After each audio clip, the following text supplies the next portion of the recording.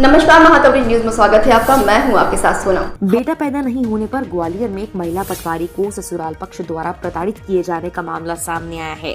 काफी कोशिशों के बाद जब ससुराल पक्ष की हैवानियत नहीं थमी तो मजबूरन पीड़िता ने पुलिस से शिकायत की, जिस पर पुलिस ने पति सहित सास, ससुर और देवर के विरुद्ध दहेज एक्ट की धाराओं में केस दर्ज किया। दरअसल ग्वालियर में पदस्थ महिला पटवारी ने पुलिस से शिकायत की कि साल 2012 में उसकी शादी दतिया के उन्नाव निवासी गौरव दुबे से हुई। गौरव पेशे से व्यवसायी है।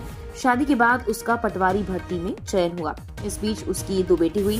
दूसरी बेटी के बाद से पति और ससुराल वाले उसे परेशान करने लगे। दोनों बेटियों को अपनाने से इनकार कर दिया। मायके पक्ष से पैसों की डिमांड करने लगे। ये बात जब महिला पटवारी ने पिता के सामने रखी तो उन्होंने एक बार 10 लाख रुपए भी दिए। बावजूद इसकी प्रताड़ना कम नहीं हुई। बात बात पर बेटियां पैदा करने पर कमेंट किया करते थे। यहाँ तक कि महिला पटवारी से उसके पति ने ATM कार्ड छीन लिया था, उसका वेतन तक निकाल लेता था। अब पीड़िता परेशान हो चुकी थी क्योंकि दोनों बच्चों के लालन पालन में उसे दिक्कत आने लगी। ग्वालियर में पदस्थ होने के बाद मजबूरन पीड़िता ने महिला पुलिस थाने में शिकायत की, जिस पर पुलिस ने पति गौरव, ससुर राजेंद्र दुबे, सास आशा और देवर सौरभ के विरुद्ध दहेज एक्ट की धाराओं में केस दर्ज कर लिया और आरोपियों की गिरफ्तारी के प्रयास तेज कर दिए।